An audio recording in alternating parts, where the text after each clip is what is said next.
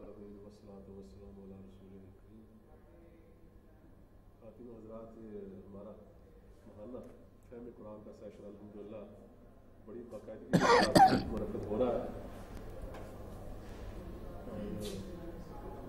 Speakers کو تھوڑی بہت تکلیف تو ہوتی ہے، اتنا ٹائم نکال کے آتے ہیں، لیکن ہمیں الحمدللہ سے بہت فائدہ ہو رہا ہے۔ جو فیڈ بیک مجھے لوگوں سے ملتی ہے وہ کہتے ہیں جی لیکچر بالکل کنٹینیو رہنے چاہیے، اس سے بہت ہم مستفید ہو رہے ہیں۔ اسی سلسلے میں الحمدللہ مولانا صاحب آپ پہلے بھی آپ کے سامنے تشریف لا چکے ہیں، آج ہمارے کہنے پہ بڑی شارٹ نوٹس میں وہ تیار ہو گئے۔ ٹاپک آپ نے پڑھ لیا ہے کہ حضرت لقمان کی اپنے بیٹے کو کیا نصیحت تھی، اور ہم اپنے آپ کو اس آئینے میں ذرا دیکھیں کہ ہماری سوچ ہماری اولاد کی طرف کیا ہے، دیکھیں سے کیا سبق ملتا ہے۔ مولانا صاحب اعوذ باللہ من الشیطان الرجیم، بسم اللہ الرحمن الرحیم۔ وَلَقَدْ آتَيْنَا لُقْمَانَ الْحِكْمَةَ أَنِ اشْكُرْ لِلَّهِ وَمَنْ يَشْكُرْ فَإِنَّمَا يَشْكُرُ لِنَفْسِهِ وَمَنْ كَفَرَ فَإِنَّ اللَّهَ غَنِيٌّ حَمِيدٌ۔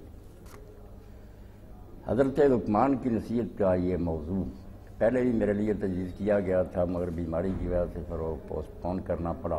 اب میں آپ کی خدمت میں حاضر ہوں۔ اللہ تعالیٰ مجھے حق کہنے کی توفیق دے، اور میرے اور آپ کے دلوں کو اللہ تعالیٰ اپنے کلام پاک کے لیے کھولے۔ سورہ لقمان کے دوسرے رکوع میں یہ 8 آیتیں ہیں جن میں حضرت لقمان کی نصیحت بیان ہوئی ہے۔ آج میرا خیال ہے کہ بجائے اس کے کہ ہم اس پر بحث کریں کہ انہوں نے کیا نصیحتیں کی، پہلے تمہیداً کچھ باتیں سن لیں، میرا خیال شاید وہ آئندہ درس کے لیے بنیاد ثابت ہوں۔ سب سے پہلی بات تو یہ سننے کی اور یاد رکھیں کی کہ قرآن جو ہے نا یہ کتاب حکیم ہے۔ خود اس سورہ کے شروع میں فرمایا تلک آیات الکتاب الحکیم، یہ حکمت بڑی کتاب ہے، اور یہ نبی امی علیہ السلام کا اعجاز ہے، کمال ہے کہ حالانکہ آپ کسی مدرسہ میں پڑھے ہوئے نہیں تھے، جیسے سادی کہتے ہیں امی یہ نہ کردہ کتاب درست، وہ امی جس نے ساری عمر کتاب سیدھی نہیں پکڑی، کتب خانہ چند ملت بشست، مگر وہ علم دنیا کو دیا کہ لوگوں کی لائبریریاں دھو دی، ان کو منسوخ کر دیا کہ سب باطل ہیں، حق وہ ہے جو میرے پاس ہے۔ جو شخص خود پڑھا لکھا نہ ہو وہ ہر وقت اس اندیشہ میں مبتلا رہتا ہے کہ میری کوئی غلطی نہ پکڑی جائے، میری بے علمی کا راز فاش نہ ہو جائے۔ مگر حیرت کی بات ہے کہ رسول کریم علیہ السلام نے امی ہوتے ہوئے حکمت اور علم پر زور دیا۔ وہی بات زبردستی نہیں منوائی، وزڈم، لاجک کی بات کی کہ میں حکمت سکھاتا ہوں، میرے اوپر جو کتاب نازل ہوئی ہے یہ قرآن حکیم ہے، کتاب حکیم ہے۔ ایک آدمی جو پڑھا لکھا رہا وہ تو کام تھا کہ پڑھے لکھوں کے سامنے بات کروں، وہ تو قدم پر ٹوکیں گے، مگر اللہ کی مہربانی سے رسول کریم علیہ السلام کی یہ لائی ہوئی کتاب اب تک بھی اور قیامت تک بھی کتاب عزیز لا یاتی الباطل من بین یدیہ ولا من خلفہ، آگے پیچھے سے کسی طرح حملہ کرے باطل غالب نہیں آ سکتا۔ سائنس اور فلسفہ کتنا ترقی کر جائے نا، آیا شرمندہ تعویل نے۔ آپ یہ یقین جانیں یہ ایسی وزڈم بڑی کتاب ہے، حکمت بڑی، کہ کبھی بھی اس کی آیت شرمندہ نہیں ہوگی کہ اس کا مطلب بدلنا پڑے، نہیں۔ علم اپنی جگہ سے ہل جائے گا، قرآن نہیں ہلے گا۔ لوگوں کو بہت جلدی معلوم ہو جائے گا کہ ہماری ریسرچ اور تحقیق غلط تھی، جو قرآن کہتا ٹھیک ہے۔ جلد بازی میں لوگ کہیں گے کہ یہ نیا نظریہ پیدا، تھیوری معلوم ہوئی، بعد میں پتہ چل جائے کہ جہارت کی بات تھی، حکمت اور دانائی کی بات وہی ہے جو قرآن نے کی۔ اس سے بڑا ایک امی کا جو ظاہری علوم سے ناواقف تھا کوئی معجزہ نہیں ہو سکتا کہ وہ دنیا کو چیلنج کرے کہ میں کوئی پڑھا لکھا نہیں مگر کوئی بڑا پڑھا لکھا دانشور اور فلسی میری بات میں کسی غلطی کی نشاندہی کرے، کوئی نہیں کر سکتا۔ بلکہ حیرت کی بات ہے کہ جتنے چوٹی کے امام ہیں نا فلسفے کے، ابو علی سینا ہے، رازی ہے، غزالی، ہم دیکھتے ہیں کہ وہ آپ کی محفل میں سر جھکائے بیٹھے، بالکل عاجزی سے بیٹھے ہوئے ہیں۔ ایک امی کے سامنے علیہ السلام نے سر خم کر دیا کہ جو علم آپ کو ملا ہے ہم اتنے فلسی ہونے کے باوجود نہیں جان سکتے۔ تو اس لیے بہت سے میرے دوست ہیں جو یہ گلا کرتے ہیں کہ اسلام کی بات کے بارے میں جب ہم پوچھتے ہیں کہ اس بات پر ہمیں مطمئن کرو تو کچھ علماء کرام تحکم سے کام لیتے ہیں، ڈنڈا پکڑتے ہیں کہ مانو اللہ رسول نے کہا ورنہ تم کیا کرو۔ یہ بات بالکل غلط ہے، یہ قرآن کا طرز نہیں ہے۔ اور یہ کتاب حکمت کے خلاف بات ہے، جو دانائی کی بات ہے، لاجک پر مبنی ہے، اس کو کیوں زبردستی منایا جائے؟ لوگوں کو کھلی دعوت دی جائے کہ آپ جو اعتراض کرنا چاہتے کریں، اگر بات ماننے میں نہیں آتی آپ اس کے مقابلہ میں دلیل دیں۔ ہم اگر آپ کو مطمئن نہ کر سکیں کہ حق وہ ہے جو قرآن میں ہے، تو ہمیں دین کے عالم ہونے کا کوئی حق حاصل نہیں، اور نہ ہمیں اس منصب پر بیٹھنا چاہیے۔ یہ تو رسول کریم علیہ السلام کا اتنا بڑا کمال ہے کہ جو ہم اس کو پڑھتے ہیں قرآن مجید کو اور سنت نبی علیہ السلام کو، بس محو حیرت ہوتے جاتے ہیں کہ ایک شخص نے سرے سے حرف نہیں سیکھا اور بار نہیں سیکھا، مگر وہ علم دیا کہ دنیا اس کے سامنے دنگ حیران۔ تو اس لیے قرآن مجید میں اپنی بات کرنے کا جو ڈھنگ ہے نا، آج کے سبق میں آپ یہ ضرور پڑھے لکھے لوگ ذہن میں رکھیں کہ قرآن نے جو بات کہی ہے دلیل کے ساتھ کہی، اور لوگوں سے بھی یہ کہا ہاتھو برہانکم ان کنتم صادقین، اگر تم سچے ہو کہ یہ قرآن غلط ہے تم بھی کوئی دلیل لاؤ، خام خواہ انکار کرنے کا کوئی فائدہ، کچھ دلیل دو کہ اس وجہ سے تمہاری بات غلط ہے۔ قرآن دلیل کے ساتھ بات کرتا، حجت برہان، یہ قرآن مجید میں کوئی بات زبردستی نہیں منائی۔ اللہ ہے، ایک ہے، یہ اس کے بھی دلائل دی، آخرت ہے، برحق ہے، آنی ہے، کیوں آنی ہے، پوری طرح بحث کی۔ تو دلائل جو قرآن مجید نے دیے نا، جس لیے میں یہ تمیزن کہہ رہا ہوں کہ لقمان کا حوالہ دینے کا کیا تو کہیے کیوں بیان ہوئے، یا اور واقعات بھی قرآن مجید میں تاریخ کے بیان ہوئے، یہ دلائل ہیں۔ اب دلائل آپ نے سننا ہے کہ اس بارے میں دو غلطیاں ہمیشہ سے لوگ کرتے ہیں۔ کچھ تو ہے کہ بلا دلیل کسی کا دعویٰ مانتے، جاہل اور جو مقلد لوگ ہیں نا، کسی نے کوئی بات کہہ دی وہ نہیں دلیل پوچھتے، اندازوں میں مان لیتے ہیں، یہ بھی بدترین گمراہی، یہ انسانیت سے خارج ہونا ہے، یہ جانوروں کی منزل ہے، حیوانوں کی، کہ بھیڑ چال ہے ایک نے کہہ دیا اس کے پیچھے لگ گیا، قرآن اس طرح نہیں ہوتا۔ یہ بھی غلطی جو ہے سے آپ توبہ کریں کہ محض لوگ کہتے ہیں، ایسا نہیں، آپ علی وجہ بصیرت دین کو مانیں، آنکھیں کھول کر پڑھ کر سوچ سمجھ کر تسلی کر کے بھی حق ہے پھر ہی ماننا۔ تو ایک گمراہی جو قدیم سے چلی آ رہی وہ کہ بس لوگ کہتے ہیں ہم مان رہے ہیں، نہیں، رسول کریم علیہ السلام نے جیسے دنیاوی مقدموں میں کہا نا کہ اگر محض لوگوں کے دعویٰ کرنے پر عدالتیں ان کو حقوق دے دیا کریں تو جہان تباہ ہو۔ میں کہوں اس شخص نے میرا 6 لاکھ دینا، جج نہ کوئی گواہی دے نہ کوئی پروف دے کے فیصلے دیتا، بربادی ہو جائے۔ جیسے وہ دعوے کی دلیل مانگتے ہیں نا، ایسے ہی ہونا چاہیے کہ کسی شخص نے کہا اللہ ہے، آپ دلیل مانگیں کہ کیسے پتہ چلتا ہے، اگر ہے تو یہ کیسے معلوم ہوا کہ ایک ہی ہے دلیل۔ اور اسی طرح کچھ جاہل پرانے زمانہ میں بھی تھے، اور اس دور میں یہ جاہلیت جو ہے عام پھیل کہ فوراً تکذیب کر دیتے ہیں۔ پڑھے لکھے لوگوں نے یہ فیصلہ بنا لیا کہ بات سامنے آئی، نہ سوچا نہ سمجھا نہ دلیل، ہم نہیں مانتے، یہ بھی دوسری گمراہی۔ جیسے وہ اندھا دھند ماننا گمراہی ہے، ایسے ہی اجرت کے ساتھ، جلد بازی کے ساتھ سوچے سمجھے ہوئے جھٹلانا، یہ اس سے بدتر گمراہی۔ ہونا یہ چاہیے کہ جب آپ کے سامنے کوئی موضوع آئے، کوئی موقف پیش کیا جائے، نہ اندھا دھند مانیں، اس مدعی سے مطالبہ کریں کہ آپ اگر یہ منوانا چاہتے ہیں دلیل دیں، اور آپ بھی اس پر نا ذرا تدبر سے کام لیں، سوچیں، نظر دوڑائیں، خام خانہ اس کو جھٹلا دیں۔ بل کذبوا بما لم یحیطوا بعلمہ، بات سمجھ میں نہ آئی فوراً کہہ دیا ہمارے ماننے میں نہیں آتی۔ بھئی آپ کی کھوپڑی میں کتنا جہان کا علم ہے کہ آپ نے جھٹلا دیا، جہان بہت وسیع ہے، جن چیزوں کو آپ ناممکن سمجھتے ہیں چند سال بعد ہی آپ کا علم بتا دیتا ہے کہ ایسا ہو سکتا ہے۔ اس لیے نہ جلدی سے جھٹلائیں نہ جلدی سے مانیں، یہ دو باتیں تو پہلے سمجھ نہیں کیا کہ دین کے بارے میں بھی ہر معاملہ میں نہ جلدی سے کسی کے اندر بات مان لیا کریں بلا دلیل، اور نہ بغیر دلیل کے اس کو جھٹلایا کریں، توقف کریں، رکیں، سوچ بچار سے کام لیں۔ اب دلیل جو ہے نا قرآن مجید نے دی، وہ میرے سارے دوست پڑھے لکھے ہیں، آپ بھی میری بچیاں پڑھی لکھی ہیں۔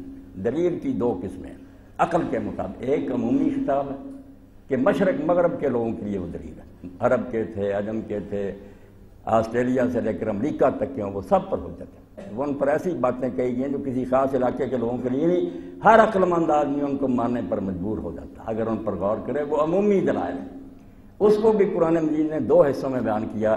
ایک عمومی دلائل جو وہ آفاقی دلائل ہے، کائنات جو ہمارے ارد گرد پھیلی ہوئی ہے، اس سے قرآن دلائل دیتا ہے۔ آپ دیکھتے جائیں، جگہ جگہ اس نے لائن کھڑی کی ہوئے گواہوں کی کہ میرے مقدمے کے یہ گواہ ہے۔ کہیں وہ کہتا ہے کہ قسم ہے ستاروں کی، چاند کی، سورج کی، وہ قسمیں یوں ہی نہیں کہا رہا کہ اللہ تعالیٰ بے اعتبار ہے اور وہ سمجھا قسم ہے، وہ دلائل ہے۔ جب میری بات کو سچا دیکھنا چاہے ان چیزوں پر غور کر لو۔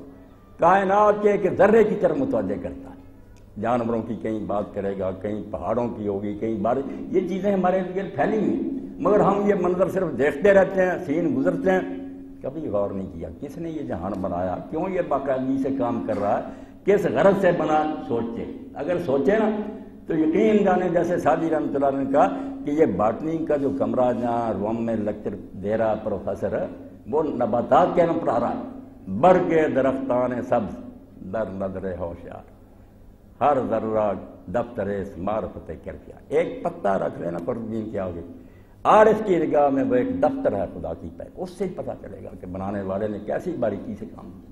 مگر ہم اس جہان پر نظر نہیں دوڑتے، قرآن اشارے کرتا جاتا ہے۔ ایک یہ آفاقی دلائل، یہ بھی مشرق مغرب کے لوگوں کے سامنے، سورج آتا ہے، چاند طلوع ہوتا ہے، بارشیں ہوتی، آفاقی پوری کائنات کے لیے۔ دوسرے ہیں انفسی دلائل، جو میرے اور آپ کے باہر نہیں، میرے اور آپ کے اندر ہے، ہمیں اپنی طرف متوجہ کرتا ہے کہ آپ اپنی کہانی تو پڑھیں کہ پہلے کچھ نہیں تھے، پھر بنے، کس طرح بنے، اور کیا کیا عجیب صلاحیتیں انسان میں اللہ نے پیدا کر دی جو جوں جوں ظاہر ہو رہی ہیں۔ ہم دنگ ہوتے ہیں کہ یہ کام تو یار یہ نو کے تھے کہ آسمانوں پر پہنچ رہے ہیں، چاند پر کمندیں ڈال رہے ہیں۔ اس خاک کے پتلے میں اللہ تعالیٰ نے وہ کچھ بھر دیا مجھ میں، آپ میں۔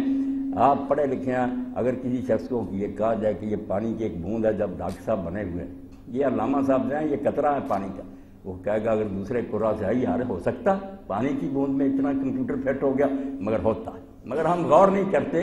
اسی لیے اللہ تعالیٰ فرماتا وفی انفسکم، تمہیں باہر نہیں نا نظر آتا، اپنا آپ تو نظر آتا۔ یہ کہانی سنی ہے کہ آپ کس طرح بنے، کیا کچھ آپ کے اندر اللہ نے بھر دیا، کیا کچھ کرنے کی صلاحیتیں خود اپنے بارے میں، ان کو اللہ تعالیٰ انفس کہتا ہے کہ اپنے آپ کو بھی دیکھا کرو۔ اور آپ حضرات تو مجھ سے زیادہ جانتے کہ ایک شاخ پر آپ نے علوم مرتب کرنے، کوئی کان کا ماہر ہے، کوئی دل کا ماہر ہے، کوئی آنکھوں کا ماہر ہے، ڈھیر لگ گئے لائبریریوں کے، مگر ایک حصے کو بھی نہیں پوری طرح سمجھا جاتا کہ کیسے بنا کام کر رہا۔ اب اتنی باریک بات، این ہما آیات روشن، این ہما خلق بلی، گور ذوق کون بینت کردگار پیشرا۔ یہ عجیب و غریب کائنات، اپنا آپ اتنی پیچیدہ مشین، اس کو دیکھنے کے بعد بھی جس کو اپنا خالق نہیں ملتا وہ اندھا ہے، بالکل نابینا ہے، وہ ماننا نہیں چاہتا، ورنہ ایک ایک چیز جو ہے نا، کان کے پردے، آنکھوں کے پردے، بتا رہا ہے اتنی پیچیدہ مشین خود بخود تیار ہو جاتی، اور جب بگڑ جاتی ہے آپ لوگ کتنی مہارت سے کام لیتے، وہ بھی اللہ کے بتائے ہوئے علم سے۔ اس لیے دلائل جو اللہ نے دیے نا عمومی، قرآن بڑا، میں اس کا خلاصہ آپ کے سامنے رکھتا ہوں، اس نظر سے قرآن کو پڑھے، کوئی بات زبردستی نہیں بنائی، دلیل سے بات کی ہے، اور لوگوں سے بھی کہا کہ اگر تم نہیں مانتے تو مقابلے میں کوئی دلیل لاؤ، خواہ مخواہ یہ کہنا میں نہیں مانتا یہ کوئی بات ہے۔ دلائل دو قسم کے، عمومی الگ، وہ دو حصے ہیں، کچھ آفاقی ہیں پوری کائنات میں پھیلے ہیں، کچھ ہر علاقے کے آدمی کے اپنے اندر ہیں عجیب و غریب چیزیں جن پر وہ غور کرے اللہ نظر آ جاتا۔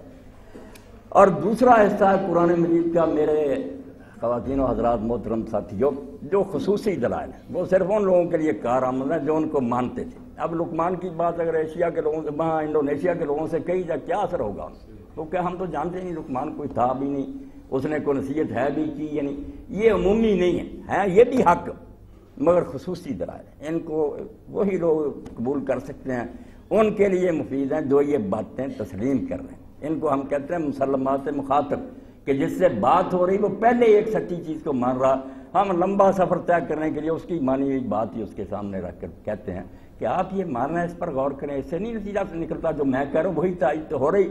تو تصدیق کے لیے یہ خصوصی دلائل قرآن مجید میں جو 30 پاروں میں پھیلے ہوئے دلائل، بس وہ یہ تین ہی قسم کے ہیں۔ اگر عمومی دلائل ہیں تو یا وہ آفاقی ہیں، ساری کائنات میں پھیلے ہیں، دنیا کے سب لوگ دیکھ رہے ہیں ان کو، یا خود انسان کے اپنے اندر ہیں۔ اور دوسری بات جو خصوصی دلائل، یہ جتنے واقعات ہیں تاریخی انبیاء علیہ السلام کے، حضرت آدم علیہ السلام کا، نوح علیہ السلام کا، وہاں سے شروع ہوا، لقمان علیہ السلام کا بھی قصہ، یہ ماننے والوں کی، جو مانتے تھے کہ ایسا ہوا، جو نہیں مانتے ان کو تو پہلے منانا پڑے گا نا عمومی دلائل کی بنا پر، کہ اللہ مانو، اس نے تمہاری ہدایت کے لیے نبوت اتاری، عمومی دلائل کام دے گے، جب وہ مان جائیں گے اس کے بعد خصوصی باتیں بھی مانیں گے کہ سچا کہہ رہا۔ مگر یہ باتیں اللہ تعالیٰ نے ان لوگوں کے سامنے خواتین و حضرات کہی ہیں جو ان چیزوں سے پہلے واقف تھے اور ان کو سچا مانتے تھے۔ یہ قصہ یوسف علیہ السلام، لوط علیہ السلام، یونس، سب جانتے تھے، اہل کتاب کے علم میں بھی تھا، ان سے سن کر عرب کے لوگوں میں بھی تھا۔ اس لیے ایک بات تو میں نے آپ کی خدمت میں عرض کر دی کہ جب اس کی وضاحت ہوگی اور پورے قرآن کو بھی آپ پڑھیں گے تو یہ تین قسم کے دلائل جو ہیں ان پر خاص توجہ مرکوز کریں، جلدی سے آیتوں سے نہیں گزرنا، جب آئے گا نا کہ رات اور دن کی آمد میں اور زندگی بارش اور نباتات میں آیات ہیں، نشانیاں. اصل رکنے کے مقام تو یہ کہ جو مسائل کی آیت ہے نا، ہم اس پر الجھ جاتے ہیں کہ نکاح، طلاق، نماز، روزہ. نہیں، وہ بات کی بات ہے. وہ تو دین مانیں گے آپ تو پھر حکم جاری ہوں گے نا. پہلے تو یہ تسلی کرنا کہ کوئی ہے اللہ، اس نے کوئی رسول بھیجا، ان کے سچے ہونے کا ثبوت کیا. جن آیات کے آخر میں یہ آتا کہ ان میں دلائل ہیں عقل مندوں کے لیے، وہاں رکنا، وہاں کئی دن گزارنے ہیں کہ واقعی دن رات کی آمد میں کیا نشانی ہے، کیسی باقاعدگی سے یہ نظام آ رہا کہ سورج اپنے وقت پر آتا، 1 منٹ کی دیر کیے بغیر غروب ہوتا، کبھی دن لمبے ہوتے ہیں، کبھی چھوٹے ہوتے ہیں، اس سے مختلف موسم پیدا ہوتے ہیں، فصلیں اس سے طرح طرح کی پیدا ہوتی ہیں. نباتات کی زندگیوں پر جتنا غور کریں پتہ چلتا جائے گا کہ اللہ اگر کہتا ہے نا یہ میری نشانیاں، تو یہ سرسری فکر نہیں ہے، اس سے تو دفتر بن سکتے ہیں. تو یہ آیات والا حصہ، دلائل والا، جس کو اللہ تعالیٰ کہتا ہے یتلو علیہم آیاتی، پیغمبر ان کے سامنے آیات پڑھتا ہے. اس کا عموماً ہم ترجمہ کر دیتے ہیں علماء حضرات کے قرآن شریف آپ زبانی سناتے تھے. نہیں، قرآن مجید کے حصے ہیں 3، یہ اس سے الگ کوئی بات ہے. ایک حصہ آیات کا جس کو میں نے دلائل کہہ دیا، وہاں لاجک ہے، منطق ہے، عقل ہے، پوری بحث ہے. یہ آیات کا حصہ ہے. ان فی ذلک لآیات لقوم یعقلون. اللہ فرماتے ہیں جو عقل سے کام لیں گے ان کے لیے اس میں بہت دلائل ہیں. یہ دلائل کا حصہ، یہاں آیات پورے قرآن کو نہیں کہا، وہ حصے جن میں دلائل ہیں. اور دوسری بات جو اللہ کا رسول سکھاتا ہے محمد کتاب، پھر کتاب کی تعلیم دیتا. کتاب خواتین و حضرات آپ وہ سمجھیں جس کو آج کی زبان ہے لا کہتے ہیں، قانون. اسی لیے اللہ کہتا ہے کتب علیکم کتب علیکم، جہاں احکام دیتا ہے نا وہاں بھی کتاب کا لفظ ہوتا ہے کہ یہ حکم تمہارے لیے لکھ دیا. شریعت جب مان جاتا آدمی دین کو سچا، پھر اس کے لیے حلال و حرام، جائز ناجائز کی حدیں رسول بیان کرتا، اس کے لیے ضابطہ حیات تجویز کرتا کہ اب یہ کرنا، یہ نہیں کرنا. یہ قرآن کا حصہ کتاب ہے، شریعت. مگر اس پر بھی بات ختم ہو جائے تو پھر تو یہ نابالغوں والی بات ہے. بچے کو ہم کہتے ہیں یہ کرو نہ کرو. عقل مند تو چاہتا مجھے مطمئن کیا جائے کہ یہ حکم جو ہے اس نے فلاسفی کیا، اس میں کیا راز ہے، اس سے نتیجہ کیا نکلے گا. اس حصے کا نام قرآن مجید نے الحکمہ رکھا. ہر حکم کی حکمت بیان. کوئی حکم فضولی دیا. آپ روزے کا پڑھتے ہیں، دیکھا یہ نہیں کہہ دیا کہ بھوکے مرو، ساتھ بتایا لعلکم تتقون. روزے تو اس لیے فرض کیے گئے کہ تمہیں ٹریننگ دی جائے، یہ ایکسرسائز ہے کہ سیلف کنٹرول تم میں پیدا ہوا، اپنے آپ کو روک سکتے ہو. خواہش کتنی پرزور ہو، رشوت مل رہی ہو، آپ کام چوری کر سکتے ہیں، ڈیوٹی سے غیر حاضر ہو سکتے ہیں، مگر آپ اپنے آپ کو روکتے کہ یہ کام تو میرے کرنے کا نہیں. ضبط نفس جو ہے اس کی تربیت کے اللہ تعالیٰ فرماتے ہیں مطلوب ہے. اور اسی لیے رسول کریم علیہ السلام نے کمی نہیں چھوڑی کہ جب امت میں محض کتاب رہ جائے گی نا کہ وہ ظاہری لفظوں کی اطاعت کریں گے، حکمت نہیں ہوگی، نتیجے کو نہیں دیکھیں گے کہ وہ رزلٹ نکل رہا ہے جس کے لیے، اس وقت یہ امت برباد ہو جائے گی، چھلکا رہ جائے گا، مقد نہیں ہوگا. اور اب ہم دیکھتے ہیں نماز و روزہ و قربانی و حج یہ سب باقی ہیں، تو باقی نہیں. مسلمان کہیں بھی نہیں ملتا. جیسا کہا گیا تھا رسمیں ہو رہی ہیں، تراویح کتنے لوگ پڑھ رہے ہیں، قرآن سنا جا رہا، مگر جب وہ کردار ڈھونڈیں سارے اخبارات چیخ رہے ہیں آپ کو پتا کہ کرسمس ڈے پر عیسائی چیزیں سستی کر دیتے ہیں. آپ کے یہاں کہ رمضان آیا سب نامراد جو چیزیں مہنگی کر دیتے ہیں. کہاں ہے وہ نتیجہ جو اللہ نے بتایا؟ اس لیے یہ چھلکا لیے بیٹھے ہیں، حکمت نہیں ہے. اللہ نے اگر نماز کا ذکر کیا کہ نماز ادا کرو، یہ خواہ مخواہ کی مصیبت ہے کہ 5 وقت تم حاضری دو. اقیم الصلاۃ ذکر فرمایا سب سے بڑا خطرہ ہے کہ تم مجھے بھول جاؤ. جب مجھے بھول جاتے ہو نا کہ اس جہان کا کوئی مالک ہے، اس کی ساری خرابیاں پیدا، کرپشن اس سے پیدا ہوتی ہے. اب یہ یاد دہانی کے لیے میں تو نظر نہیں آتا، کوئی میری نشانی نہیں. 5 وقت رکھے ہیں کہ تم بار بار اپنے ذہن میں یہ تازہ کرو کہ کوئی مالک ہے جس کے سامنے اقیم الصلاۃ ذکر. مجھے یاد رکھنا اس کا بہترین نسخہ کہ نماز باقاعدگی سے ادا کرو. پہلی وہی میں موسیٰ علیہ السلام سے کہا، اور رسول کریم علیہ السلام نے بہترین تمثیل سے سمجھایا کہ اگر کسی شخص کے دروازے پر دریا بہہ رہا اور 5 مرتبہ اس نے مل مل کر نہائے تو کیا میرے ساتھیوں اس پر محل رہ جائے گا؟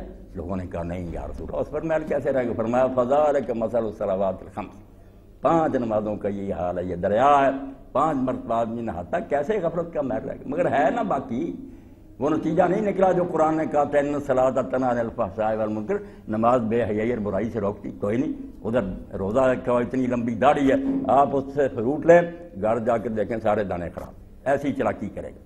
کہاں ہے وہ بھائی نتیجہ؟ تو اللہ نے جو کہا کہ رسول آیات پڑھتا ہے، دلائل دیتا ہے، کتاب کی تعلیم دیتا ہے، شریعت بیان کرتا ہے، حکمت ہر حکم کا فلسفہ بھی بیان کرتا ہے. یہ دیکھتے رہنا کہ اس سے یہ نتیجہ نکلتا، اگر نہیں نکلتا تو آپ بیکار محنت کر رہے ہیں. یہ قرآن مجید نے سب باتیں بیان کر دی۔ اس لیے آیات وہ حصہ ہے جس کی میں نے نشاندہی کی آفاقی دلائل ساری کائنات میں، وہ امریکہ والوں کے لیے ہیں، آسٹریلیا والوں کے، وہ سارا جہان دیکھتا ان کو۔ دوسرے ہیں انفسی، وہ بھی سب میں ہے کہ ہر انسان اپنے اندر وہ چیزیں پاتا۔ خصوصی دلائل جو ہیں کہ جو لوگ مخاطب اول تھے، پہلے جن سے حضور نے جو کلاس جو پہلے پڑھ رہی تھی وہ جانتے تھے ان چیزوں، ان کی مانی ہوئی باتیں ان کے پیش کی کہ میں کوئی نئی بدعت نہیں لایا معاذ اللہ، میں نے کوئی یہ گرنتھ نہیں ایجاد کی، یہ ساری چیزیں نیک لوگ کہتے ہیں۔ اب اس سلسلہ میں دوسری بات آئی کہ لقمان کو لوگ کس حیثیت سے مانتے تھے، یہ بہت ضروری ہے کیونکہ عموماً لوگوں نے لقمان نبی نہیں تھے، حکیم نہیں تھے، دانا تھے، نبوت کا کوئی ثبوت نہیں۔ اب ان کے بارے میں کہتے ہیں کہ وہ افریقہ میں ایک حبشی غلام تھے، مگر دانا بہت تھے، انہوں نے بہت اچھی اچھی باتیں کہی ہیں۔ آپ سب سوچیں عرب کے بگڑے ہوئے سردار جو رسول اللہ صلی اللہ علیہ وسلم کو بھی اس میں راہ پر کہ آپ کے پاس تو کوئی نوکر نہیں، آپ مکہ اور مدینہ میں کوئی سردار نہیں، کیوں قرآن نہیں نازل ہوا علی رجل من القریتین عظیم، دو اتنے بڑے شہر ہیں، اتنے بڑے بڑے سردار ہیں، آپ کو وہ نہیں نظر آئے، تو ایک یتیم اور غریب نظر آئے؟ ایسے اکڑے سرکش لوگوں کو ایک غلام کی نصیحت کا کیا اثر ہو سکتا؟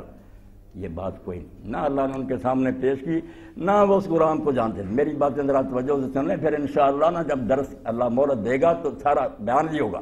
مگر لقمان کو پہچانا، لقمان عربوں کے لیے کوئی غیر معروف اور اس قسم کا گمنام آدمی نہیں تھا کہ کسی علاقے میں غلام گزرا ہے۔ یہ بات ان کے لیے کیا اثر انداز ہو سکتی، کیا اثر رہتے؟ وہ کہہ دیتے ہاں آپ جیسے کوئی پاگل ہوگا جس نے یہ باتیں کی، نہیں، یہ ان کا ہی ایک سردار ہے۔ ٹھیک ہے وہ لقمان بھی ہوا، مگر یہ لقمان قوم عاد میں سے تھے۔ نوح علیہ السلام کے بعد جو قوم برسر اقتدار آئی نا وہ قوم عاد ہے، اور بڑی ترقی کی انہوں نے۔ اللہ تعالیٰ فرماتے ہیں لم یخلق مثلھا فی البلاد، سمود جیسی قوم دنیا میں پیدا نہیں۔ ذات العباد، ایسے ایسے ستون اور پیلس اور محل انہوں نے بنائے کہ انسانی تمدن وہاں تک نہیں پہنچ سکا، اتنے لوگ تھے، وہ ان کا سردار تھا۔ یہ لقمان جو تھا وہ غلام نہیں تھا، عربوں کا سردار تھا، اور قوم عاد سے وہ واقف تھے۔ لقمان کا تذکرہ ان کے شاعر طرفہ اور اسی طرح سلمہ یہ سب کرتے آئے تھے، ان کے شعروں میں سب باتیں موجود تھیں کہ لقمان جو تھا وہ پیٹریارک تھا، قوم عاد کا وہ سردار تھا، رئیس تھا، اس لیے ان کا بادشاہ گزرا، اور عرب اس کی اہمیت کو جانتے تھے کہ یہ کوئی معمولی شخص نہیں گزرا۔ یہ دھیان سے سن لیں کہ کیوں لقمان کا حوالہ دیا۔ عربوں کے لیے یہ ایک اتھارٹی تھی، ان لوگوں کی نظر میں تو بہت چھوٹی کا آدمی گزرا تھا، ان کا سردار تھا، ہیرو تھا۔ اس لیے قرآن پاک نے کہا یا رسول اللہ کے اتنے خلاف ہو گئے اور جس دعوت پر یہ باتیں جو تمہارے جو اچھے نیک لوگ گزرے ہیں، دانا بڑے، وہ سب کہتے کہ یہ ساری چیزیں وہ اپنے اشعار میں بیان کرتے تھے۔ اگر یہ حضور ہی بیان کرتے وہ کہتے نہیں کوئی لقمان نے ایسی نصیحت نہیں، سب معروف تھی، ان کی جانی پہچانی یہ ٹریڈیشن تھی، یہ روایتیں ان میں چل رہی تھی کہ لقمان سردار تھا قوم عاد کا، اس نے یہ نصیحت کی، اس لیے وہ جٹلا نہیں سکتے تھے۔ اسی کو میں نے کہا نا کہ یہ خصوصی دلائل یہ ان کے لیے جو مان رہے ہیں، وہ تو مان رہا، وہ کیسے انکار کرے؟ ہاں دوسری قومیں کہہ سکتی ہیں کہ ہم نہیں مانتے کہ لقمان گزرا، اس نے کوئی نصیحت، ان کے لیے ہے بھی، ان کے لیے عمومی دلائل، یہ ان کے لیے ہیں جن سے مخاطبین متعارف تھے، پہچانتے تھے، ان کی اللہ تعالیٰ نے یہ ریفرنس دیا کہ تمہارے جانے پہچانے لوگ۔ اور اب جو نصیحت ہے وہ بھی آپ اندازہ کریں کتنی قیمتی ہے، اہم، آگے چل کر آتا ہے اذ قال لقمان لابنہ، بات کو زیادہ مؤثر کرنے کے لیے اور طاقتور بنانے کے لیے اللہ نے کہا یہ لقمان نے کسی راہ چلتے آدمی کو بات نہیں کی تھی، پھر بھی تم کہہ سکتے ہو کہ اس کو کیا دلچسپی تھی، کسی کو گمراہ کر دیا، یہ اپنے بیٹے کو کہی۔ بہت اس فکرے میں ہی نا اتنا زور ہے، بیٹا جو ہے انسان کے جگر کا ٹکڑا ہے، آدمی سب کی بدخواہی کر سکتا مگر اپنی اولاد کی بدخواہی نہیں کر سکتا۔ اللہ نے کیسا اس کو مؤثر بنایا کہ جو واقعہ تمہیں سنا رہے ہیں کسی غیر کا نہیں ہے، تمہارا سردار تھا لقمان، اور بات بھی اپنے بیٹے سے کہی ہے۔ اور قرآن مجید میں یہ روایت ملتی ہے جس کو ہم نے نظر انداز کر دیا، ڈاکٹر صاحب نے ٹھیک کہا، ہم اپنے بچوں کے لیے سب کچھ کرتے ہیں، یہ پڑھے لکھیں دنیا میں ترقی کریں، مگر جو اصل دولت تھی ان کے حوالہ نہیں کرتے، دین کی کوئی فکر نہیں کہ اچھے انسان بنے، مرنے کے بعد بھی نیک نامی حاصل کریں، اللہ کے حضور بھی کوئی فکر نہ۔ حالانکہ اصل میں تو نا بچیاں میری بیٹھی، علامہ اقبال فرماتے ہیں سیرت فرزند آز امہات، ماؤں کا کام صرف یہ نہیں ہے کہ کما کر لائیں اور بچوں کو سوٹر بوٹر رکھیں، ماؤں کا اصل کردار یہ جو باپ نہیں ادا کر سکتا، باپ صرف ٹھیک تھوڑا سا حصہ اس کا بچے میں، باقی سارا دندہ ماں کا۔ اسی لیے قرآن و حدیث میں آپ دیکھتے ہیں ماں باپ کا ذکر اجمالاً ہوتا ہے کہ والدین کے ساتھ نیک سلوک کرو، الگ نہیں باپ کا ذکر آئے گا، آگے بات ماں کی چلے گی کہ ماں نے تکلیف سے پیٹ میں اٹھایا، تکلیف سے جنا، پھر 2 سال اٹھائے، پھرتی رہی، اس کی قربانی اللہ بیان کرتا ہے۔ اور اسی لیے رسول کریم علیہ الصلوۃ والسلام نے جب لوگوں نے پوچھا کہ کون زیادہ حسن سلوک کا مستحق ہے، فرمایا تیری ماں، پھر پوچھا فرمایا تیری ماں، پھر فرمایا تیری ماں، چوتھی مرتبہ کہا تیرا باپ۔ ماں بڑی سبب ہے، سیرت فرزند آدم۔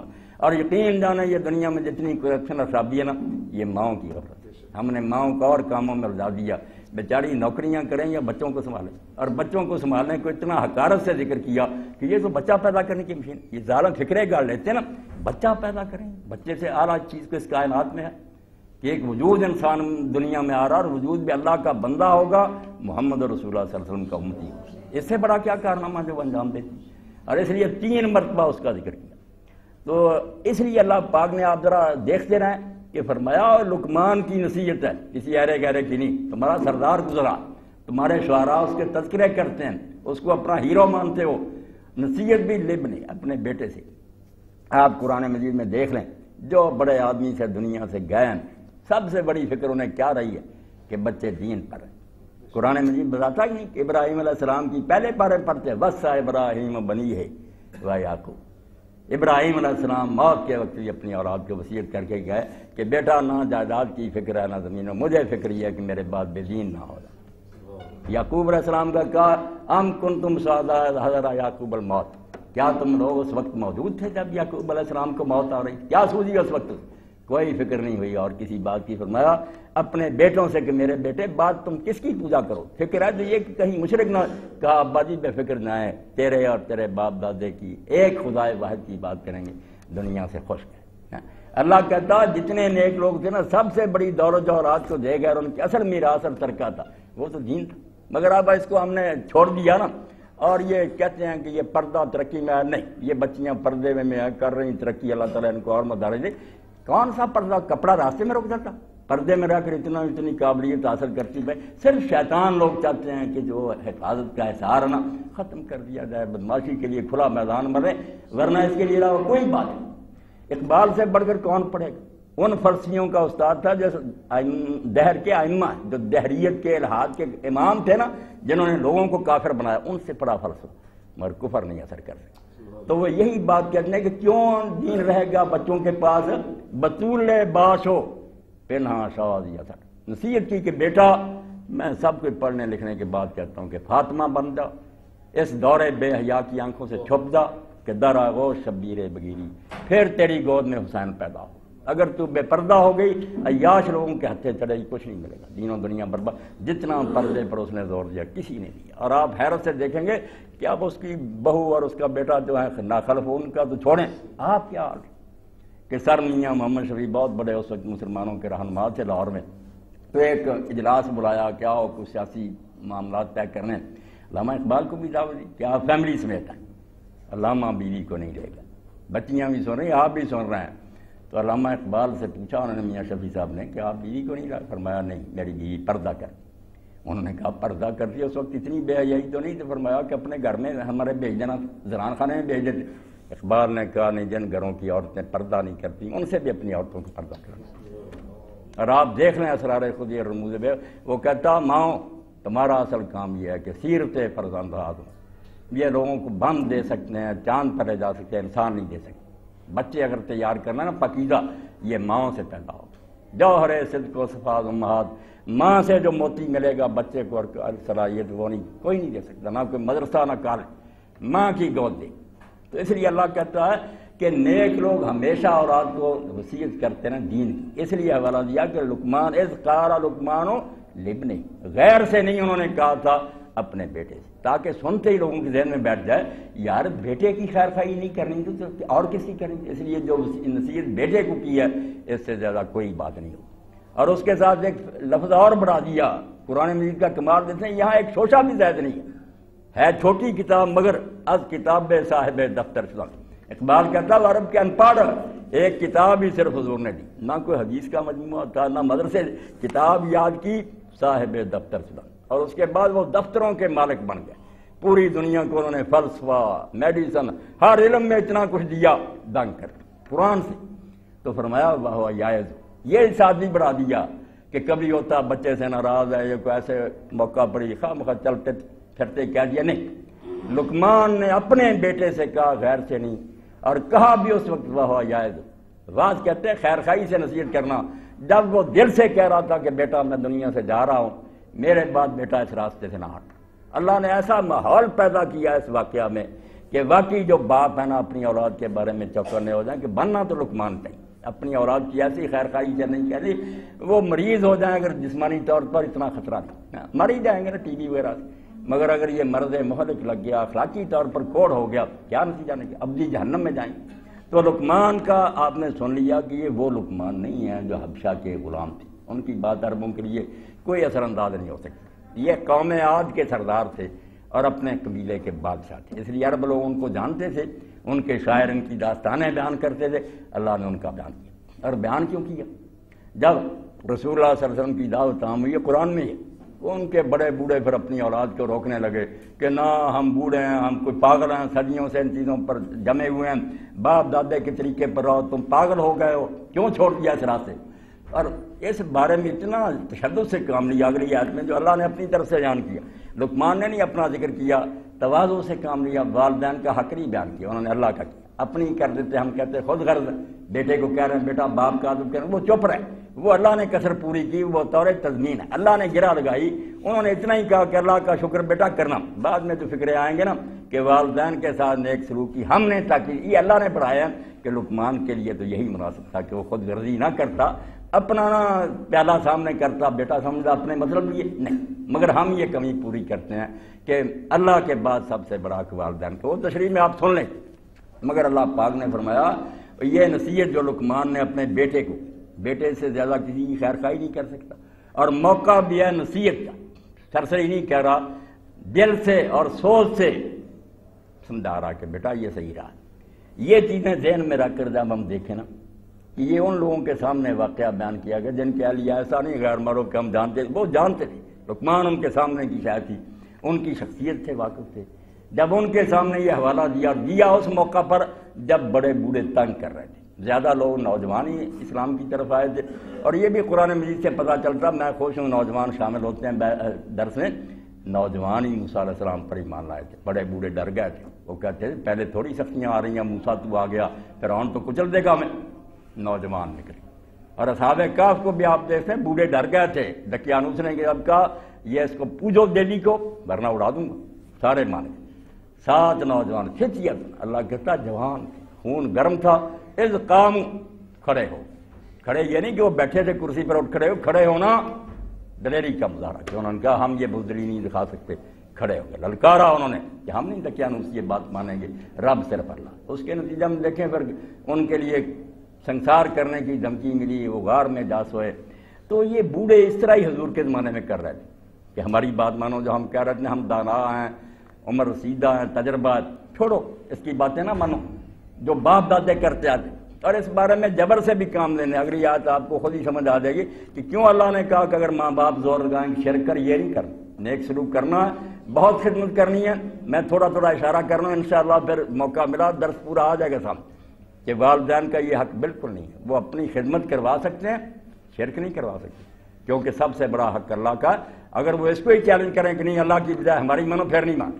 اور اس سلسلے میں جو سختیاں کی، پریشر، اس کا ایک نمونہ آپ کی خدمت میں عرض کر دیتا ہوں کہ مشہور صحابی رسول ہیں سعد بن ابی وقاص، عشرہ مبشرہ میں سے ہیں، 10 ان خوش قسمت لوگوں میں سے ہیں جن کو حضور نے جنت کی بشارت دی، اور یہ شرف بھی انہیں حاصل ہے کہ رسول اللہ کے ننہال جو تھے حضرت آمنہ کے میکے، ان میں سے عبد الرحمن بن عوف، یہ سعد بن بنو زہرہ میں، اور رسول اللہ بہت فخر سے کہتے تھے کہ میرے ماموں جیسا کوئی ماموں تو لائے۔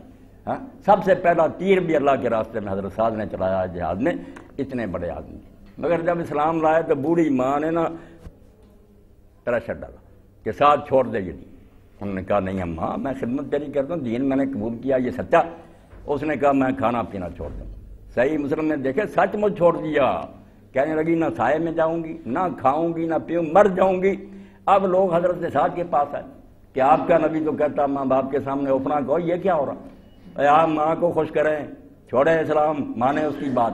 یہ مسئلہ پیدا ہو گیا، یہ سورہ عنکبوت میں بھی یہ اس زمانے کا بہت بڑا معاشرتی ایک مسئلہ اٹھ کھڑا ہوا کہ ماں باپ کی اب مانے تو یہ تو کہتے ہیں شرک پر جمے رہو، عقل یہ کہتی ہے کہ توحید حق ہے، رسول سچا۔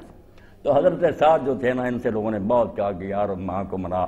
انہوں نے اخیر یہ پیغام بھیجا کہ اماں سن لیں، اب تو ایک جان نا تیرے اندر، اگر 100 جان بھی بار بار تجھے ملے اور اس طرح ہی مرتی رہے نا تو پھاکے کر کے مر جا، دین نہیں چھوڑوں، دین نہیں میں نے چھوڑنا، دین اللہ کا معاملہ اور قیامت کے دن میں نے اس کا حساب دینا۔ میں تجھ کو کیا خوش کروں؟ خدمت ٹھیک ہے، نرم رویہ اور سلوک اور اچھی گفتگو، یہ کیا تیرا حق ہے کہ تو دوزخ میں مجھے بھیجنا چاہتی؟ تو لوگوں نے پھر بڑی مشکل سے انہوں نے کہا ماں، وہ ڈٹ گیا، اس نے سنی کوئی نہیں بات، توبہ کر، پھر کھانا پینا شروع کر۔ یہ ایک وقت ہے، ایسے بہت تھے جن کا اللہ نے بعد میں حوالہ دیا کہ ماں باپ اگر کوشش کریں شرک کر، یہ نہیں ان کا حق بنتا، دنیا میں اچھا سلوک کرو، خدمت کرو، ٹھیک ہے، مگر وہ گمراہ کرنا چاہیں یہ ان کی کیا بات؟ آپ پڑھے لکھے ہیں، سمجھتے ہیں، دلیل سے پتہ چل گیا کہ حق یہ ہے، اس کو مان۔ یہ تمہیدی باتیں جو اگر وقت ہو گیا تو میں کہتا ہوں اس پر ہی ختم کر دیں، ورنہ ایک جملہ جو ہے اس کو کر لیتے ہیں۔ پہلا جو ٹکرانا اللہ تعالیٰ نے فرمایا وَلَقَدْ آتَيْنَا لُقْمَانَ الْحِكْمَةَ أَنِ اشْكُرْ لِلَّهِ وَمَن يَشْكُرْ فَإِنَّمَا يَشْكُرُ لِنَفْسِهِ وَمَن كَفَرَ فَإِنَّ اللَّهَ غَنِيٌّ حَمِيدٌ۔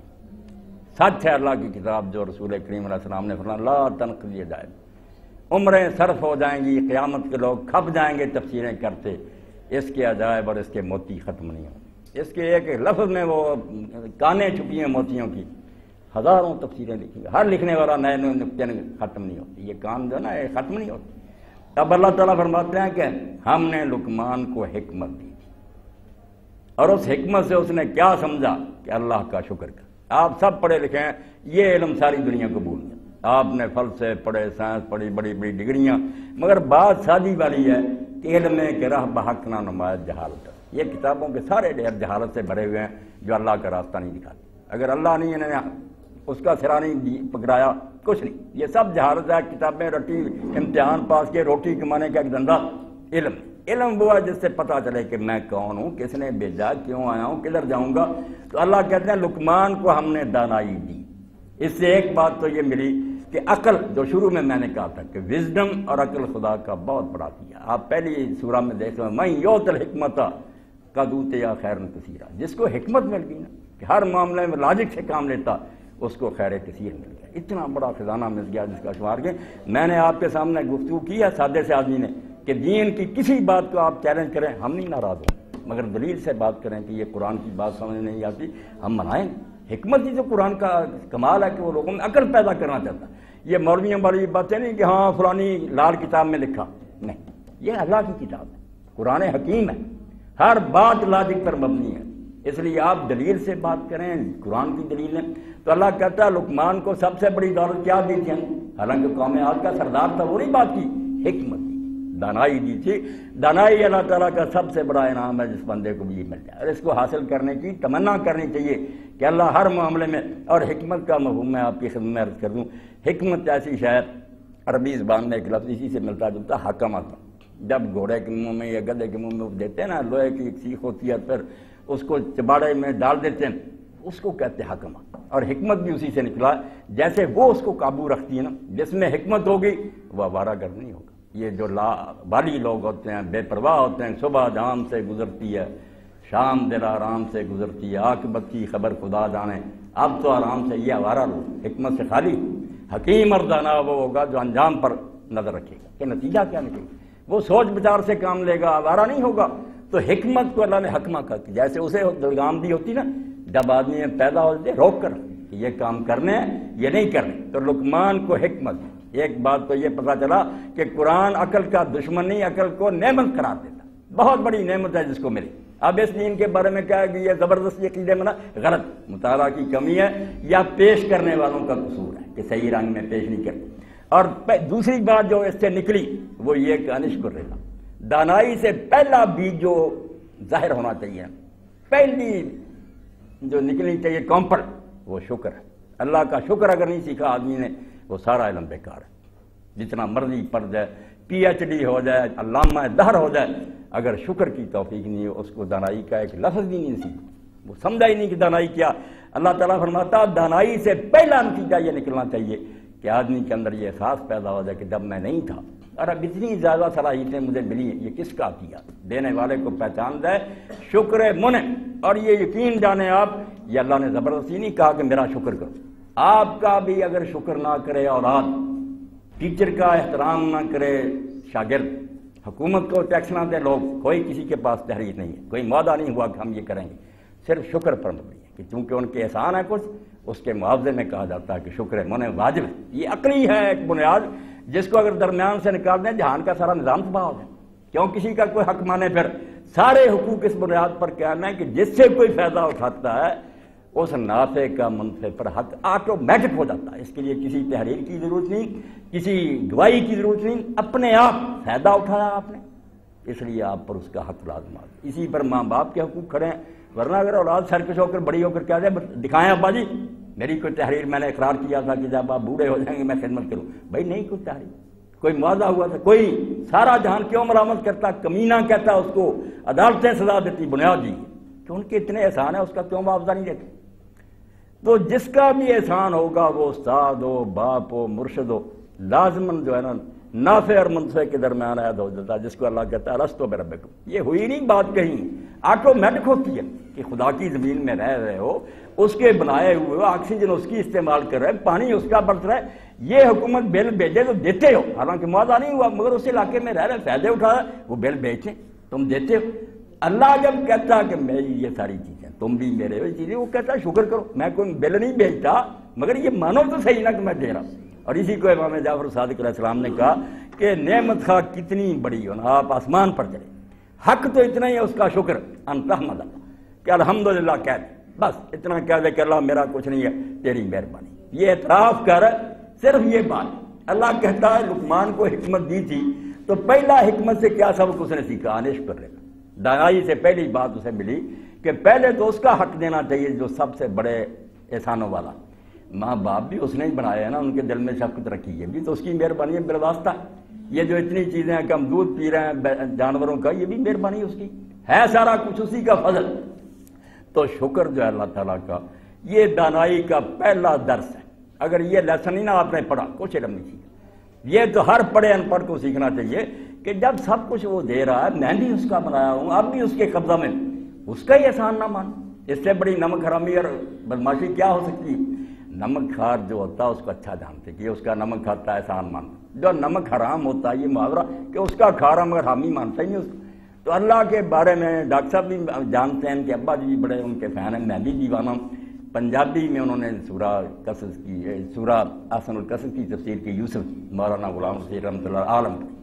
تو حمد میں اللہ کی تعریف میں کہتے ہیں کو احسان کرے اس کو ذرات دلوں چکے ہیں سو باری. کوئی آدمی صرف ایک احسان معمولی سا زندگی میں کر دیں، جب سامنے آئے گا تو سر دکھائے گا. تو جانتا ہے کہ احسان مانا جی کو احسان کرے تو ذرات دلوں چکے ہیں سو باری، جیسے احسان تیرے سر لکھاں اوستوں ہیں ان کا. اب اس سے بڑا کفران نعمت بھی ہوتی ہے. اور اسی لیے اللہ نے انسان کو کہا کہ کفار، چھوٹا نہیں کہا نا شکرہ، کفار مبالغہ ایگزیجریشن ہے کہ اس سے بڑا نا شکرہ ہے ہی نہیں کہ چھوٹے چھوٹے احسانوں والوں کو مانتا، مجھے نہیں مانتا جس نے ساری یہ چیزیں اس کے لیے پیدا کی. تو لقمان کو اللہ کہتا ہم نے دانائی دی تھی، تو اس دانائی سے پہلی بات جو اس کے ذہن میں جم گئی کہ ہر حال میں اللہ کا شکر کرنا، ماننا کہ یہ نعمتیں اس کی ہیں. اور شکر صرف زبان کی حد تک نہیں. میں آپ کی خدمت میں عرض کروں جنہوں نے شکر ادا کیا، ہم کہاں وہاں تک جا سکتے ہیں؟ ہم الحمدللہ بھی نہیں کہتے. موسیٰ علیہ السلام اور حضرت داؤد علیہ السلام دونوں کے بارے میں آیا کہ جب اللہ تعالیٰ نے کہا نا کہ آل داؤد شکر، داؤد میرا شکر ادا کر، تو داؤد علیہ السلام سمجھ گئے نبی کہاں پہنچا ان کا ذہن. انہوں نے کہا میں کیسے شکر کر سکتا. اب نعمت کا احساس، اس پر شکر کا ارادہ، پھر لفظ تندرست بان، یہ سارا کچھ تو نے دینا، میرا اس میں کیا خرچ ہوگا. اس لیے میں جب شکر کروں گا تو وہ تو ایک اور انعام تو رہا ہوگا. بہت سے نہ شکرے پھر رہے ہیں، مجھ کو اگر توفیق تو دے گا شکر کی تو یہ ایک اور احسان ہو جائے گا، اس پر بھی شکر کرنا پڑ. تو یہ سلسلہ کہیں ختم نہیں ہوگا. اللہ نے کہا داؤد بس جب تو نے یہ جان لیا کہ ساری نعمتیں میری طرف سے میں راضی ہوں. اتنی تو بات تھی کہ مان جا کہ تمہارے بس میں نہیں ہے شکر ادا کرنا. اعتراف عجز کا مانو کہ ہمارے بس سے باہر ہے، یہ شکر بھی اس کی مہربانی. ورنہ کتنے پڑھے لکھے بے دین پھر رہے ہیں، شکر کی توفیق بھی جو ہی دیتا. اور اس کا جو آخری نتیجہ شکر کا سن لیں کہ زبان سے بھی تعریفیں کریں، دل سے بھی مانیں کہ سب کچھ اللہ کا ہے، اس وہی دیتا ہے، صحیح معنوں میں مانیں. اور پھر اس کے دو نتیجے لازمن نکلیں گے. جو نہ نکلیں تو شکر وہاں ہے بالکل. جیسے آپ کہیں کہ اس میں عطر ہے مگر خوشبو ہی نہ آئے، نہیں جھوٹ بول رہے، نہیں ہے نہیں. شکر ہوگا تو دو چیزیں، ایک تو وہ آدمی خلق خدا کے حق میں شریک ہوگا. یہ نتیجہ ضرور نکلے گا جب وہ دیکھے گا کہ بہت سی چیزیں جو اللہ نے مجھے دی ہیں جس سے دوسرے ساتھی معروم ہیں. میری آنکھیں ٹھیک ہے، یہ اندھے پھر رہے ہیں. میری ٹانگیں درست اللہ نے بنائی ہے، لولے لگنے پھر لازماً وہ ان سے شفقت کرے، کبھی نہیں ہوگا کہ ان کا مذاق اڑائے یا ان سے ظلم کرے، اس کا تو دل بالکل اس وقت نہ پانی پانی ہو جائے گا کہ اللہ مجھ کو بھی ان جیسا بنا سکتا تھا، رب بھی بنا سکتا ہے۔ یہی بات سیدنا مسیح علیہ السلام نے کہی جب لوگوں نے پوچھا کہ مسیح علیہ السلام یہ مادرزاد بچے جو اندھے پیدا ہوتے ہیں یہ ان کے ماں باپ کا قصور ہے، یہ کس جرم کی سزا مل رہی؟ تو عیسیٰ علیہ السلام نے بڑی دانائی کی بات سنائی، فرمایا یہ جس ڈیوٹی پر لگے ہوئے ہیں وہ کوئی عالم بھی سر انجام نہیں دیتا، یہ اس لیے پیدا کیے گئے ہیں تاکہ آنکھوں والوں کو سجائی دے، جن کی آنکھیں ٹھیک ہے نا وہ دیکھ کر ہی سبق پڑھے کہ یہ سرکاری استاد پھر رہے ہیں، ٹھوکریں کھا رہے ہیں، کہیں وہ گڑھے میں گر جاتے ہیں، کبھی سڑک پار کرنے کے لیے کسی کا ہاتھ پکڑنا پڑتا ہے، یہ دیکھ کر ڈر جائے، ان کے دلوں میں احساس پیدا ہو جائے، اور بجائے مذاق اڑانے کے وہ پھر ان کی دستگیری کریں، جو اپنے پلے نہ ان کو دیں کہ اللہ اس حالت میں ہمیں بھی لے جا سکتا ہے، تو ایسے لوگ خلق خدا کے دشمن نہیں ہو سکتے، شفیق ہوں گے۔ احسن کما احسن اللہ علیک، اللہ کہتا ہو پھر مانتے ہیں کہ جیسے میرے ساتھ رب نے احسان کیا، میرا کام ہے کہ میں دوسروں کے ساتھ نیکی کروں، یہ کرے گا وہ جو شکر کرتا ہے۔ اور دوسری بات یہ ہے کہ وہ اللہ کی چیز کو نافرمانی میں کبھی خرچ نہیں کریں، یہ دیکھیں گے نا ہاں جی اللہ تعالیٰ لاکھ شکر ہے، کروڑ پتی مگر شراب پی رہے، زنا کر، جھوٹ بولتے، شکر کرتے اور جس سے چیز لی ہے اس کے خلاف استعمال کر، اس کے دشمن کو خوش کر رہے ہیں، شیطان کو، اللہ کو ناراض کر رہے ہیں۔ شکر نعم اجتناب المحرم، نعمت کا کم از کم حق یہ ہے کہ اگر آپ سے نیکی نہیں ہوتی تو جس نے دی اس کے خلاف تو استعمال نہ کریں۔ دیکھیں میں کسی آدمی کو پسٹل دے دیتا ہوں کہ کوئی دشمن آیا اپنی حفاظت کرنا، وہ رات کو آتا میرے بچوں کو اس سے ہلاک کرتا، میرے گھر میں ڈاکہ ڈالتا، آپ کہیں گے یار مولوی صاحب نے آپ کے ساتھ احسان کیا، عجیب بات ہے آپ نے اس کے خلاف ہی استعمال کر لیا تھا۔ تو اللہ کی نعمتیں ہم اللہ کی بغاوت میں صرف کریں، میرے بھائی اور دوست آپ اندازہ کریں اس سے زیادہ کوئی زیادتی ہو سکتی، اس سے چیز وصول کریں اس کی مرضی کے مطابق نہیں، خلاف اس کو فرمایا گیا شکر النعم اجتناب المحرم۔ نعمتوں کا حق اس وقت ادا ہوگا جب تم انہیں حرام کاموں میں استعمال نہیں کرو، کان دیے ان سے صحیح چیزیں سنو، آنکھیں دیکھی ٹھیک دیکھو، یہ وہ منزل ہے جس کو حدیث پاک میں فرمایا کہ ایک وقت آتا کہ نیکی میں آدمی اس درجہ تک پہنچ جاتا کہ اللہ کہتا میں اس کا ہاتھ ہو جاتا ہوں اس سے وہ پکڑتا ہے، میں اس کا کان ہو جاتا ہوں اس سے وہ سنتا ہے، میں اس کی آنکھیں ہو جاتا ہوں، اللہ نہیں اس میں سما جاتا، وہ بندہ ہی رہتا ہے، مگر بندے نے اپنی خواہشات اور اپنے ارادے مٹا دیے کہ اب میں اپنی مرضی سے کچھ نہیں کروں گا، وہی سنوں گا جو اللہ سننا چاہتا ہے، وہی دیکھوں گا جو دیکھنا چاہتا ہے۔ تو لقمان کہتے ہیں اپنے بیٹے کو بیٹا اگر کچھ علم سیکھا ہے تو یہ بات پہلی یاد رکھ، الف ہے علم کی کہ اللہ کا شکر ادا کر، اور ساتھ ہی فرما دیا وَمَن يَشْكُرْ فَإِنَّمَا يَشْكُرُ لِنَفْسِهِ۔ کئی لوگ کہتے ہیں اللہ کی بات کیوں کریں،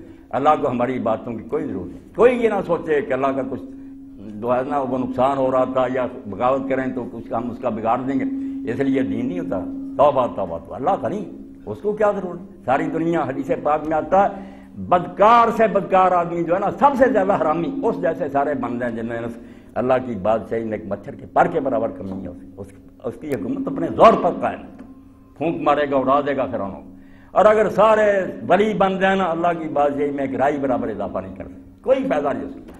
تو فرمایا وَمَن يَشْكُرْ فَإِنَّمَا يَشْكُرُ لِنَفْسِهِ، جو شکر ادا کرے گا وہ یہ نہ کہہ کہ اللہ کا کچھ سنواروں گا، وہ اپنا بڑا کر رہا، اگر شکر کے راستے پر چل پڑا انسان بھی محبت کریں گے کہ یار ہمارا بڑا خیر خواہ ہے، اللہ بھی خوش ہوگا، فرشتے دعائیں کریں گے، جو شکر کرے گا وہ اپنے بھلے کے لیے کرے گا۔ وَمَن كَفَرَ فَإِنَّ اللَّهَ غَنِيٌّ حَمِيدٌ، اور اگر کوئی ناشکری کرے گا تو سن لے اللہ نے اعلان کر دیا کہ اللہ غنی، اللہ کو نہ تمہاری عبادتوں کی ضرورت ہے نہ تمہارے گناہوں سے اس کا کچھ بیٹھتا، وہ غنی، ان چیزوں سے بالا، اس کا کیا نقصان ہوگا، حمید، اور ساتھ اللہ شکر کیوں مانگتا ہے، بے حمید ہے، جب وہ اتنی خوبیوں کا مالک ہے۔ آپ سب حضرات پاک میں اس پر بات ختم کروں، دو جذبے انسان میں رکھے گئے، احسان شناسی، کمال شناسی۔ ایک تو احسان کو مانتا، کسی نے احسان کیا اس کو بھی تعریف کرتا، اور ایک احسان نہیں بھی کیا مگر کسی میں خوبی ہے، خواہ اس سے ہمارا کوئی تعلق نہیں، کوئی شخص بہادر ہے کسی ملک میں کشتی لڑتا، ہم اس کے وصف پر کہتے ہیں کہ بڑا یار وہ اچھا کرکٹر ہے، ہمارا حالانکہ اس سے کوئی تعلق، خوبی ہے اس میں، کوئی شخص بہت بڑا عالم ہے ہم تعریفیں کرتے ہیں۔ تو حمید ہونا دونوں معنی دیتا ہے کہ وہ احسان بھی کرتا ہے اس لیے حمد کا مستحق ہے۔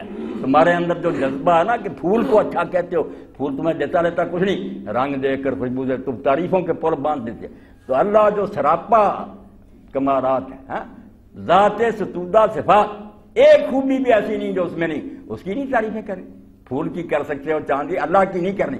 تو فرمایا محتاج نہیں حمید ہے، سارے کمالات اور خوبیوں والا ہے، اس لیے حق بنتا ہے کہ جذبہ کمال شناسی سے بھی اس کی تعریف کرو، اور احسانات ہیں چونکہ اس کے ہر وقت تمہارے ساتھ مہربانیاں کر رہا، اس لیے احسان شناسی کے جذبے سے بھی اس کا شکر ادا کرو۔ یہ ایک آیت میں نے مختصراً عرض کر دی، لقمان کا بھی تعارف کرا دیا، قرآن میں حوالہ کیوں آیا عرض کر دیا، اس سے انشاءاللہ راہ ہموار ہو گئی۔ اللہ نے اگر فرصت دی، میں آپ سب کی صحت کے لیے دعا گو ہوں، اللہ خیریت سے رکھے۔ مجھے خوشی ہوتی ہے ڈاکٹر صاحب سے مل کر، آپ بچیوں اور بچوں سے بھی مل کر، میرے لیے یہ خوشی کی بات ہے کہ لوگ جب کہ اور باتوں میں ان دنوں میں لگے ہوتے ہیں، آپ کو اللہ توفیق دیتا ہے، قرآن مجید سننے کے لیے جمع ہوتے ہیں۔ اب اس مجلس سے اچھی کیا مجلس ہوگی جس کو جامی کہتے ہیں، خوشا مسجد و مدرسہ خانقاہ کہ در و بعد قیل و قال محمد، وہ مدرسہ مسجد خانقاہ یا ایسے ہار، ان سے بھی کوئی بہتر جگہ ہو سکتی ہے، یہاں باتیں ہو رہی ہیں اللہ کے رسول کی، قرآن مجید کی، تو اللہ اس سلسلے کو قائم و دائم رکھے۔ جو ساتھی دوسرے تشریف لائیں انہیں بھی توفیق دے، مجھے بھی دے، مجھے اور آپ سب کو اللہ تعالیٰ اپنے دین پر قائم رکھے، اور اسی پر انجام ہو۔ وآخر دعوانا ان الحمدللہ رب العالمین، وصلی اللہ تعالیٰ علی خیر خلقہ سیدنا و مولانا محمد وآلہ واصحابہ اجمعین۔ جزاک اللہ مولانا صاحب، اللہ تعالیٰ کرے کہ ایسی محفلیں یہ چلتی رہیں۔ اگر کوئی سوال ہے تو چیز آپ بھیج دیں، خوشی ہوگی، پوچھیں آپ تو پوچھیں۔ ایک تو ڈاکٹر اقبال کا ذکر آیا، ساری دنیا کو جانتی ہے، ہمیں بڑا فخر ہے کہ ہمارا ان سے تعلق ہے۔ تو اسی سلسلے میں جو مولانا صاحب فرما رہے تھے نا کہ خواتین کے بارے میں، پردے کے بارے میں انہوں نے کیا فرمایا، ان کا شعر ہے کہ یہ باغی درام ہے جو ظریفانہ سیکشن ہے، اس میں اے مرد ہوش مند، دو دن کی یہ بات ہے مرد ہوش مند، غیرت نہ تجھ میں ہوگی نہ زا نوٹ چاہے گی۔ دو دن کی یہ بات ہے مرد ہوش مند، غیرت نہ تجھ میں ہوگی نہ زا نوٹ چاہے گی۔ ہو گیا، آتا ہے اب وہ دور کے اولاد کے عوض کونسل کی ممبری کے لیے ووٹ چاہے گی۔ اس دھندے میں لگا۔ تو میرے بھائی اور بہنوں، مغرب سے آپ علم ضرور لیں، علم کی کوئی لمیٹیشن نہیں ہے، نہ اللہ تعالیٰ کا فرمان ہے، نہ نبی صلی اللہ علیہ وسلم نے ویسی بات کی۔ ان کا کہ جو نافع علم ہے یہاں سے بھی ملتا ہے۔ آپ تو یوم کی بات کرتے ہو، میں تو کہتا ہوں اگر آپ کو ہندو بھی کو اگر آپ کو اچھی بات بتاتا ہے اسے بھی لے لیں، وہ بھی آپ کا استاد ہے، لیکن تہذیب خدا را اسے نہ لے۔ دو ہی تہذیبیں رہی ہیں دنیا میں، ایک خدا کی دی ہوئی اور دوسری شیطان کی دی ہوئی، اور خدا کی دی ہوئی ہمارے پاس ہے، بات صرف اس پہ عمل کیا ہے۔ دوسری ایک میں نے اناؤنسمنٹ کرنی ہے کہ اسی جگہ اگلے بدھ کو اسی وقت ایک اور اسپیکر آئیں گے، ان کا نام نگت ہاشمی ہے۔ پروفیسر ضیاء الدین صاحب اس وقت ہمارے درمیان بیٹھے ہیں، انہوں نے اس کا بندوبست کیا ہے، ان کی مہربانی ہے۔ مولانا آپ کے آنے سے پہلے مولانا صاحب نے میں نے پوچھ بھی لیا تھا کہ جی وہ مرد اور خواتین دونوں سننا چاہے تو اس میں ایسی بات تو نہیں ہے، تو مولانا صاحب نے کہا کہ اس میں ایسی کوئی بات نہیں، مقصد تو اچھے پوائنٹ حاصل کرنا ہے نا، مطلب کہ وہ ایک ذریعہ ہے۔ تو یہ نیکسٹ وینسڈے انشاءاللہ اسی یہ اعلان ڈاکٹر صاحب کو سن کر مجھے بڑی خوشی، واقعی ان بہنوں نے دین کے لیے بہت کام، مرد بھی نہیں کر سکتے جو نگت نے اور اس نے فرض نے کیا۔ ان کے والد بھی حکیم عبد الرحمن ہاشمی بہت نیک تھے، ولی اللہ تھے، تو یہ بچیاں بھی ماشاءاللہ دین کے لیے وقف ہیں، اور انہوں نے گھرانوں میں ان کی وجہ سے دین کیا جہاں ہم جا ہی نہیں سکتے، فرشتے نہیں وہاں جا سکتے، گمراہ تھے لوگ، ہائر کلاس اس کو کہتے ہیں، وہاں دین گیا اور پردے شروع ہو گئے۔ پڑھی لکھی عالمہ فاضلہ، اور واقعی ان کے پاس علم ہے، ایسی باتیں نہیں جیسے ہم تنگ آ گئے کہ مولوی حضرات تو سوائے فرقوں اور جھگڑوں کے کوئی بات نہیں کرتے، یہ دین سے نفرت دلا رہے ہیں۔ وہ صحیح معنوں میں آپ ان کی بات سنیں گے تو متاثر ہوں گے، اللہ تعالیٰ ان کو مزید توفیق دے، واقعی وہ بہت اچھا دین کا کام کر رہے ہیں۔ مگر کیسی بدقسمتی کے بات ہے کہ کراچی کے ایک دارالعلوم سے ان کے خلاف فتویٰ نکلا کہ یہ گمراہ کر رہے ہیں، ان کی تقریریں نہ سنو۔ میں نے پھر ایک پورا خطبہ دیا کہ اگر کوئی نیک کام کرنے کے لیے اٹھ کھڑا ہوتا تو یہ مولوی حضرات ہے نا، دین ملا فی سبیل فساد، اس کی تائید نہیں کرتے، اس کو تھپکی نہیں دیتے، الٹا مخالفت شروع، کوئی بات نہیں ملی انہیں، جھوٹے سچے مسئلے گڑ لی، تو بہت خوشی ہوگی اگر وہ آئیں گی۔ ایک اور اناؤنسمنٹ ہے کہ جو مختلف یہاں لیکچر ہوئے ہیں یا وہ پی ایم اے ہاؤس اور یونیورسٹی میں ہوئے، تو اس حوالے سے یہ سارے سی ڈیز کا موجود ہے، جو اسٹالز اویلیبل ہیں، کوئی انٹرسٹ کو تو ضرور ہے۔ یہ سوال ہے جی کہ کیا حضرت آدم علیہ السلام اور حضرت حوا 200 سال تک زاریاں کرتے رہے پھر معافی ملی؟ بہت اچھا سوال۔ یہ بھی قرآن مجید میں پڑھتے ہوئے نا لوگوں نے جو حاشیہ آرائی کی ہے اس کو دیکھ کر لوگ اس غلطی میں مبتلا ہو گئے کہ اللہ تعالیٰ اتنا ناراض ہوا کہ ان دونوں کو زمین پر پھینک دیا، اور پھینکا بھی بیچاروں کو الگ الگ۔ حضرت آدم علیہ السلام کو سراندیب میں پھینک دیا، حوا جدے میں پھینک دی، روتے رہے 200 سال، اور بعد میں یہ پھر عرفات میں اکٹھے ہوئے، وہاں ان کی ملاقات۔ یہ ساری باتیں میرے بھائیوں بالکل افسانہ، دین میں ان کی کوئی حقیقت نہیں، یہاں نہ اللہ کی کتاب میں ہے نہ رسول اللہ نے یہ باتیں کہیں۔ توبہ کا معاملہ آسمان پر ہی طے ہو گیا۔ اللہ نے سورہ بقرہ میں فرمایا کہ جب اللہ نے انہیں کہا کہ نکل جاؤ یہاں، کیوں نافرمانی کی، اس کے ساتھ پھر آتا ہے کہ انہوں نے اسی وقت بیان کیا کہ ہم سے تو یہ غلط ہو گیا۔ اتنا عرصہ نہیں لگا 200 سال نہ زمین پر کوئی جدا جدا پھینکے گا، وہاں ہی وہ متنبع ہو کہ یہ تو بہت غلط کام ہوا۔ تو وہاں پھر اللہ پاک فرماتا فتلقى آدم من ربه کلمات، جب اس کے دل میں یہ دھیان پیدا ہوا تو کلمے بھی میں نے پھر سکھائے کہ اب تم اس طرح درخواست کرو۔ وہ قرآن مجید میں اس کے لیے بھی کہانیوں کی ضرورت نہیں کہ اس پر کچھ لکھا تھا، اللہ خود کہتا کہ دونوں نے کیا کہا، ربنا ظلمنا انفسنا وَإِن لَّمْ تَغْفِرْ لَنَا وَتَرْحَمْنَا لَنَكُونَنَّ، ہم نے تو اپنا آپ برباد کر لیا، اب اگر تو معاف نہیں کرے گا، رحم نہیں کرے گا تو ہم تو گھاٹے میں پڑیں۔ تو اس کے ساتھ ہی پھر آتا فتاب علیہ، اللہ نے ان کی توبہ قبول کر لی، انہ هو التواب الرحیم، وہ توبہ قبول کرنے والا۔ اس کے بعد دوبارہ ریپیٹ کیا وہی حکم جو پہلے تھا نا کہ اتر جاؤ، درمیان میں توبہ قرآن مجید دیکھ لینا نکال کر، توبہ ہو گئی قبول، مگر پھر حکم ہوا کہ زمین پر اتر جاؤ۔ یہ دونوں حکم الگ نوعی، پہلا صدا کا تھا نکل جاؤ کیوں نافرمانی کی، مگر تب توبہ کر لی پھر تو سورہ طٰہٰ میں اللہ فرماتا صرف توبہ نہیں قبول ہوئی، ثم اجتباہ وہدیٰ، پھر اللہ نے اس کو چن کر نبی بنا دیا اور شریعت دی، پھر زمین پر اتارا۔ پھر جو ہے نا یہ عیسائیوں اور یہودیوں سے آ گیا کہ آدم اور حوا زمین پر مجرم ہو کر آئے، اس لیے ہم رہبانیت جو آ گئی نا کہ اس دنیا کو چھوڑو قید خانہ میں، یہ اسی لیے پیدا، یہ نہیں سمجھا کہ یہ جو ڈیوٹی پر آئے، یہ تو ہمارا اصل وہ مقام ہے جہاں ہمیں متعین کیا گیا۔ اللہ نے پیدائش سے پہلے کہہ دیا تھا کہ نہیں جاعل فی الارض خلیفہ، پیدا تو اس لیے ہو رہے ہیں کہ زمین کا چارے سنبھالیں، اس کو آباد کریں، رونق دیں۔ اور یہ آپ دیکھیں گے کہ واقعی فرشتے بھی رہے، جنات بھی رہے، رونق نہیں زمین کو دی، شہر آباد کیے، کہیں برج بنے ہوئے ہیں، کہیں لائنیں چل رہی ہیں، کہیں دریا بہا دیے۔ وہ علامہ اقبال نے ٹھیک کہا اللہ تعالیٰ سے، رہند ہے نا آدمی، قصور وار غریب الدیار ہیں لیکن تیرا خرابہ فرشتے نہ کر سکے آباد۔ کسی فرشتے نے ایک شہر بھی آباد کیا؟